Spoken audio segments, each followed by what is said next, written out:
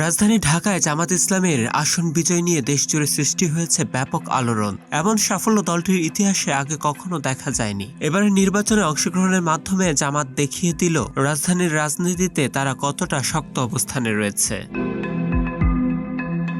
রাজধানীর 15টি সংসদীয় আসন ঢাকা 4 থেকে ঢাকা 18 পর্যন্ত নিয়ে ব্যাপক আলোচনা চলছে। এসব আসনে জামাতের ফল রীতিমতো সবাইকে ভাবিয়ে তুলেছে।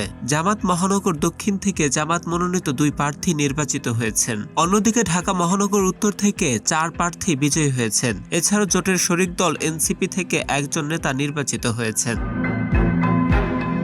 জামাতের এত বড় সাফল্যের পেছনে রয়েছে ত্যাগ, আন্দোলন ও জনকল্যাণমূলক রাজনীতি, এমনটাই মনে করেন বিশ্লেষকরা। বিশেষ করে ঢাকা মহানগর উত্তর আগে থেকেই ছিল বেশ সক্রিয় ও তৎপর, যার ফলে মহানগরী উত্তর সিটিতে জামায়াত জোট পেয়েছে 5টি সংসদীয় আসন।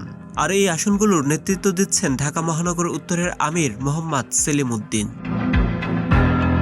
অবিভক্ত মহানগরী বিভক্ত হয়ে যখন 2টি অংশে মহানগর উত্তর দক্ষিণ গঠিত হয়, তখন থেকে দলীয় কার্যক্রম আরো বেগবান হয়। মহানগর দক্ষিণের নেতৃত্ব দিচ্ছেন জামায়াতের নির্বাহী পরিষদ সদস্য নুরুল ইসলাম বুলবুল, আর মহানগর উত্তরের নেতৃত্ব রয়েছেন মোহাম্মদ সেলিম উদ্দিন। বিগত সময়ে জামায়াত ঢাকা মহানগর উত্তর আমিরকে দেখা গেছে বিভিন্ন জনকল্যাণমূলক কর্মকাণ্ডে সক্রিয় ভূমিকা রাখতে। যে কোনো দুর্ঘটনা কিংবা দুর্যোগে ঢাকাবাসীর পাশে ছিল দলটি। এছাড়াও বিভিন্ন যৌক্তিক আন্দোলনে গুরুত্বপূর্ণ ভূমিকা পালন করেছে ঢাকা মহানগর উত্তর জামায়াতে ইসলামী। রাজধানীতে জামায়াতের এই উত্থান এখন রাজনৈতিক অঙ্গনে নতুন সমীকরণ তৈরি করেছে। সময় বলে দিবে এই বিজয় ভবিষ্যৎ রাজনীতিতে কতটা প্রভাব ফেলবে।